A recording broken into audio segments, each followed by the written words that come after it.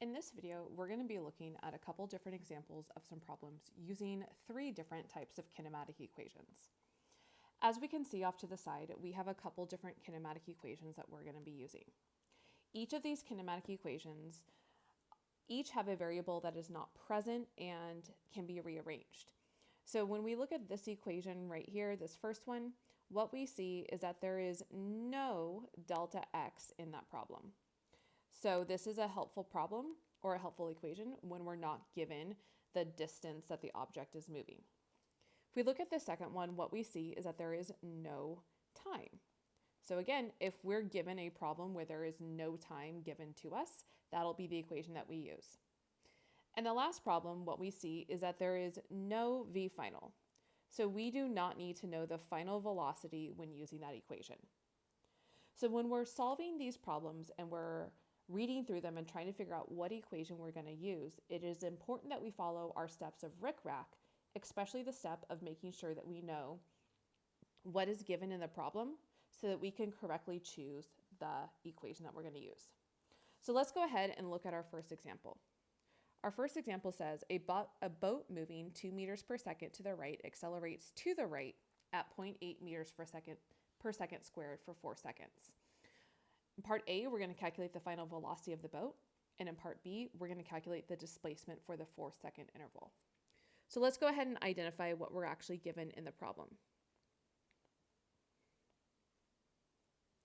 So the boat is moving at 2 meters per second to the right and accelerates. So that 2 meters per second, those are units of velocity, and that is going to be our initial velocity. So 2.0 meters per second. We are told that our acceleration is 0.80 meters per second squared.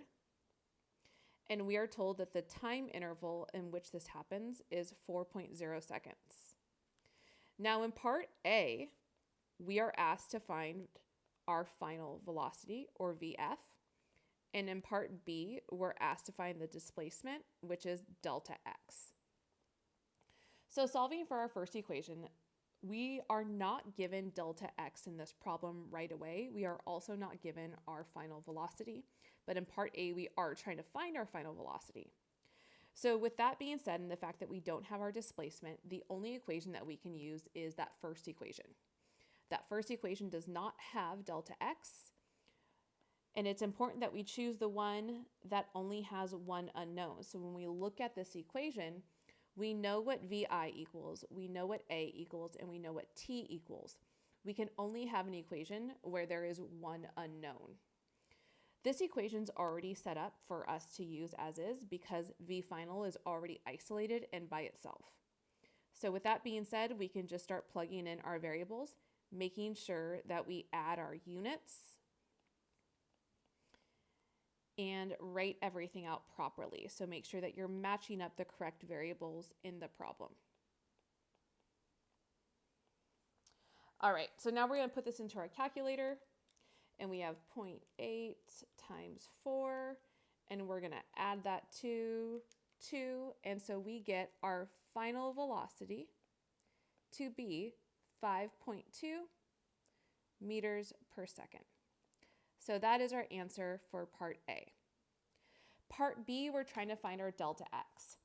Now, if we think about finding delta x and everything that we know, we can really use either equation number 2 or number 3. So again, if I'm labeling these 1, 2, and 3, we can use either 2 or 3. But if we look at what the equations are set up to solve for, equation 3 is kind of the easiest because it's already solving for delta x. We don't have to rearrange the equation. So we're going to go ahead and we're going to use that equation. Delta x equals v initial times time plus 1/2 at squared. My v initial again is 2.0 meters per second. My time interval is 4 seconds. And we're going to add that to 1/2 our acceleration, 0.80 meters per second squared, times our time, which is 4.0 seconds, and only that time is being squared. So I'm going to go ahead and plug this into my calculator, and we're going to see what we get.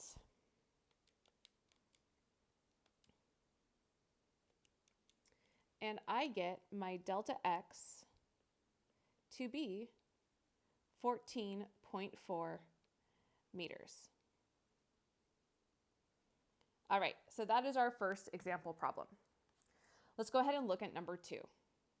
Number 2 says a car is coasting at 17 meters per second, about 60 kilometers per hour, when the driver accelerates at 5.3 meters per second squared for a distance of 25 meters in the passing lane. What will be the speed after the 25 meters? So let's go ahead and write down what's given in this problem so we can figure out what equation to use. What is known? So the car is coasting at 17 meters per second. So that is our initial velocity. It's accelerating at 5.3 meters per second squared for a distance, delta x, of 25 meters. What we're trying to find in this problem is our final velocity. If we look at everything that we're given in this problem, the variable that we do not know is time. So when we go back up here and we look at our equations that we're going to use, the only equation that we can use is number 2 because number 2 does not have time.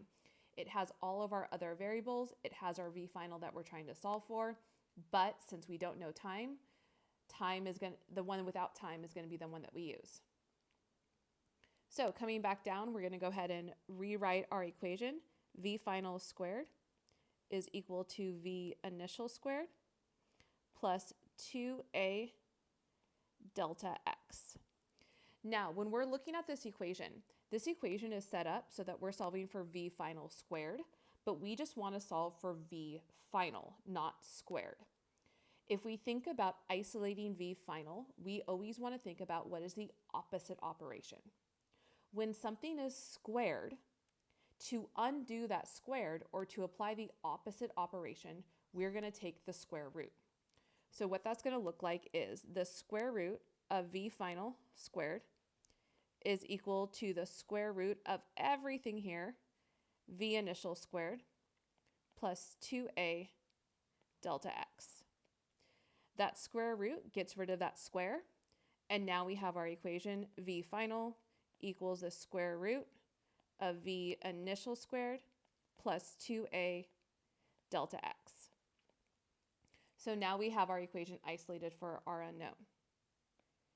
We're going to go ahead and plug in all of our variables that we have. Our V initial is 17 meters per second. That gets squared. Plus 2 times my acceleration, which is 5.3 meters per second, times my displacement, which is 25 meters.